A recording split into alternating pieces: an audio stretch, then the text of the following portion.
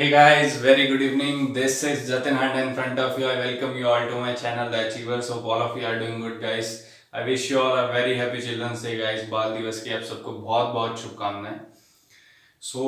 बात करें last class की तो हमने यूटिलिटी अप्रोच को देखा था. Law of diminishing marginal utility को हमने अच्छे से पढ़ लिया था. होप लास्ट जितने भी क्लासेज हैं आपने अच्छे से पढ़ ली होंगी, रिवीजन कर लिया होगा. डायग्राम्स को बना के देखिएगा. जो हमने टीयू और एमयू का किया था वो वेरी इंपॉर्टेंट डायग्राम है गाइस. ये question law of diminishing marginal utility का और साथ में जो आपको रिलेशनशिप बिटवीन टीयू या एमयू, ये एग्जाम में देखने को आपको मिल सकता है. बहुत चांसेस हैं, तो इसको अच्छे से रिवाइज करिएगा. आज हम कंज्यूमर इक्विलिब्रियम की बात करने वाले हैं यूटिलिटी अप्रोच के थ्रू. नेक्स्ट क्लास में हम एक्समैन थ्योरी को देखेंगे. जो कंज्यूमर इक्विलिब्रियम हम पढ़ेंगे, सिंगल कमोडिटी, सेवरल कमोडिटी आगे पढ़ेंगे. पहले हम समझ लेते हैं गाइस कि कंज्यूमर इक्विलिब्रियम होता क्या है. उससे भी पहले हम समझ लेते हैं कि कंज्यूमर कौन होता है. तो गाइस कंज्यूमर वो पर्सन होता है, वो इकोनॉमिक एजेंट होता है जो गुड्स एंड सर्विसेज को कंज्यूम करता है अपनी नीड्स को सेटिस्फाई करने के लिए. Consumer is an economic agent who consumes goods and services to satisfy his basic needs. Consumer equilibrium की मैं बात करूं तो कंज्यूमर इक्विलिब्रियम हमें वहां देखने को मिलता है जहां कंज्यूमर अपनी इनकम खर्च करता है और मार्केट में जो प्राइस चल रहा है उस हिसाब से वो प्लान बनाता है ताकि उसे मैक्सिमम सेटिस्फेक्शन मिल सके जो वो गुड परचेज करना चाहता है.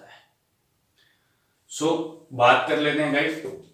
Consumer is in equilibrium when given his income and market prices he plans his expenditure in such a manner that he maximise his total satisfaction. तो सैमुअलसन सर जो हमने पढ़ा था, पॉल एंथनी सैमुअलसन, कुछ ये डेफिनेशन उन्होंने दी है. इसमें कुछ एजम्पशंस हमारी होती हैं कि हमें ये चीजें ध्यान में रखते हुए ही कंज्यूमर का इक्विलिब्रियम हम देख सकते हैं. assumptions related to consumer equilibrium. तो कंज्यूमर जो है रैशनल होना चाहिए गाइस. रैशनल से मतलब है या बहुत ज्यादा खर्चीला नहीं होना चाहिए या बहुत ज्यादा कंजूस नहीं होना चाहिए. एक बैलेंस कंज्यूमर होना चाहिए, उसी को हम काउंट करते हैं. बात करें कार्डिनल यूटिलिटी की तो 1 2 3 4 ये कार्डिनल नंबर्स होते हैं गाइस हमारे.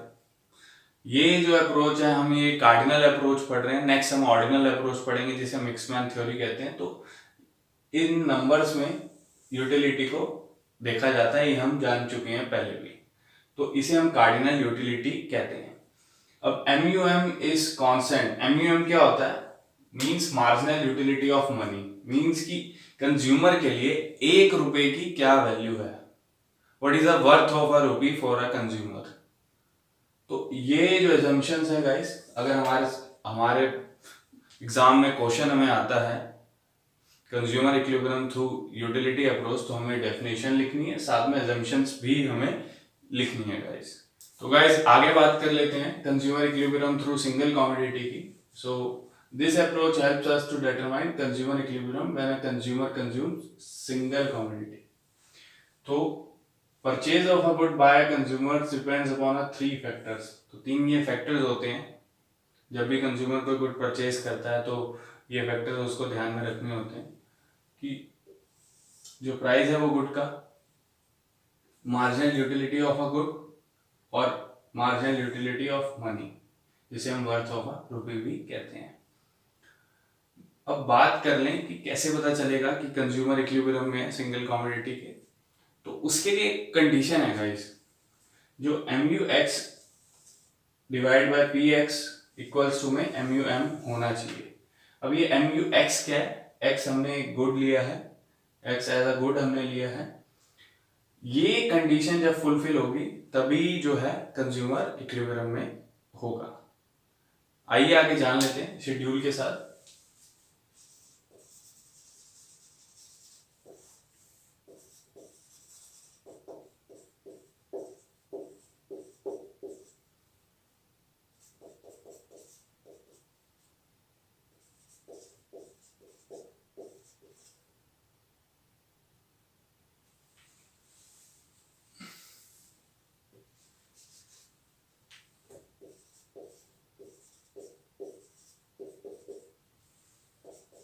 प्राइस गाइस फिक्स रहता है।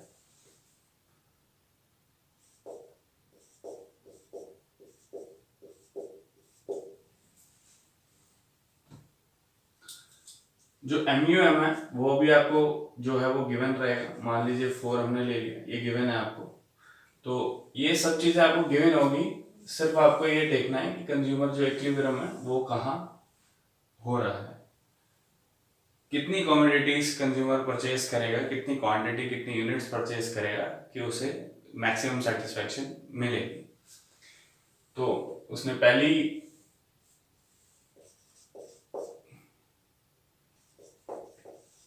ये भी नहीं है, यहाँ इक्विलिब्रियम नहीं होगा, यहाँ भी नहीं होगा, यहाँ भी नहीं होगा, यहाँ भी नहीं होगा। जब कंज्यूमर 5 यूनिट्स खरीदेगा उस गुड की, तो उसे इक्विलिब्रियम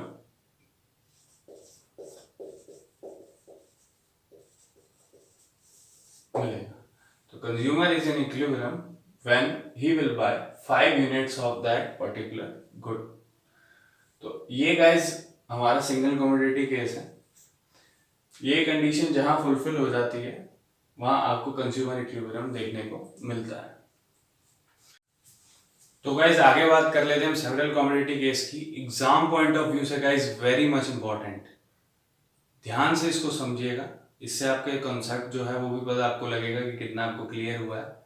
तो इसमें जैसे कि आपने सिंगल कमोडिटी में कंडीशन देखी थी, वैसे ही इसमें भी कंडीशन है MUX/PX इक्वल होना चाहिए MUY/PY के और MUM के।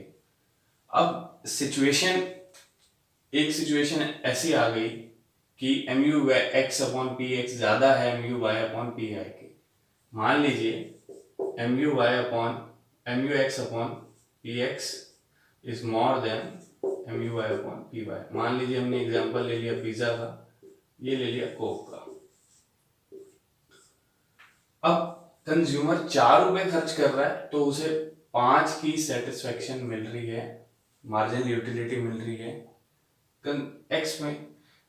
जब वो गुड वाई को कंज्यूम कर रहा है तो वो 5 रुपए दे रहा है और उसे 4 की यूटिलिटी मिल रही है। तो ऑब्वियसली कंज्यूमर वो गुड कंज्यूम करेगा जिसमें उसे ज्यादा यूटिलिटी मिल रही है, कम पैसा देके। वो पिज्जा को कंज्यूम कर रहा है।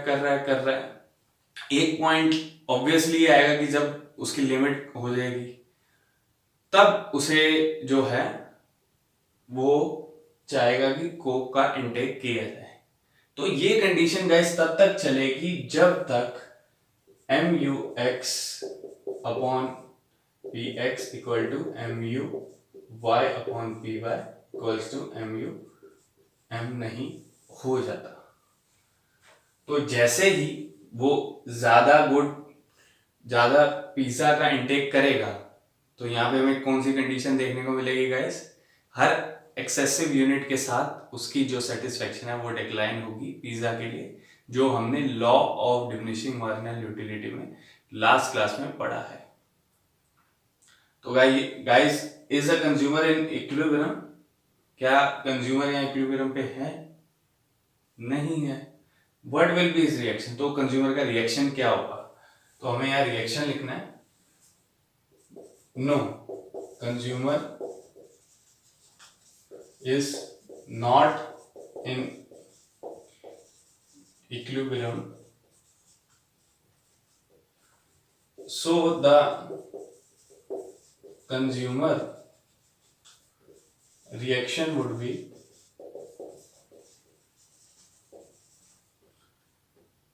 he will consume good X more as compared to good Y because he is getting more satisfaction and he needs to spend less to consume more of good X. So when consumer continuously consumes good X, then a stage must come where law of diminishing